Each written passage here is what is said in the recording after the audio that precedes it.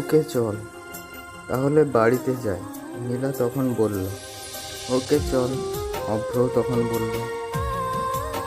সবে মাত্র মিষ্টি কলেজ থেকে ফিরে তার নিজের রুমে গিয়েছে।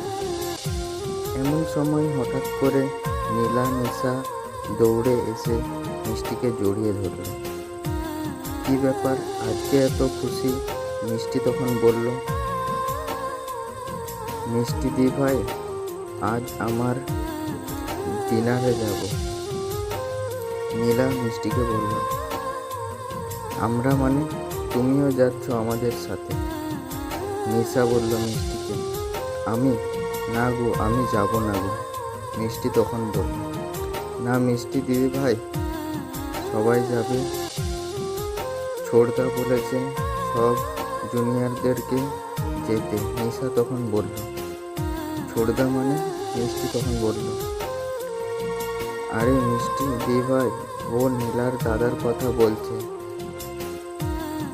নীলা তখন বলল।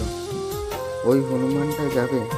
তাহলে তো আর যাবই না, এমনিতেই অফিসে অনেক কাজ আছে। ভাবলো একটু মিষ্টি।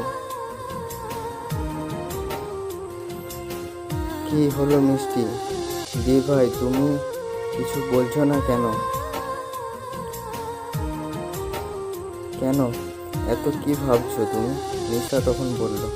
না কিছু না, আমি একটু ফ্রেশ হই। মিষ্টি তখন বলল।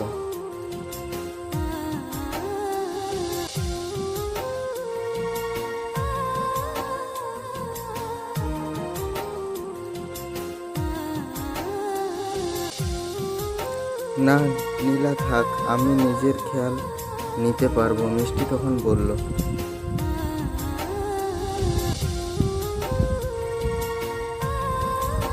তোরা যখন এত করে বলছিস তাহলে আমি খাইয়ে দিচ্ছি। আহ করলো মিষ্টি।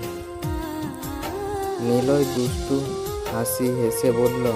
মিষ্টি আর উপর না পেরে হা করলো। একদিকে মিষ্টি খাচ্ছে আর অন্যদিকে এমনই মনে মনে নিলয়ের গোষ্ঠী উদ্ধার করছে। আর নিলয় পরম যত্নে খাইয়ে দিচ্ছে তার প্রেয়সীকে। শালা হনুমান, এভাবে আমাকে হাসাস? আমারও একদিন না একদিন আসবে, সেই দিন দেখিয়ে দেব তোকে। তোর কপালে বড্ড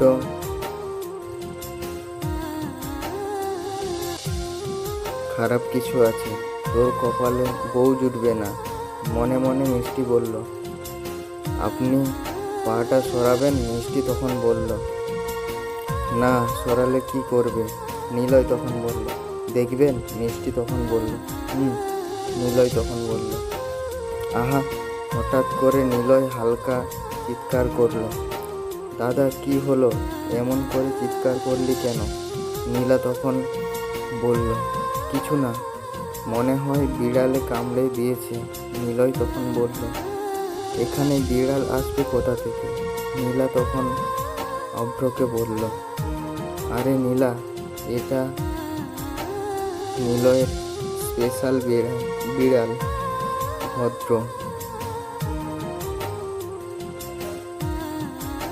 ভদ্রভাবে অভ্রকে তার মা বলল।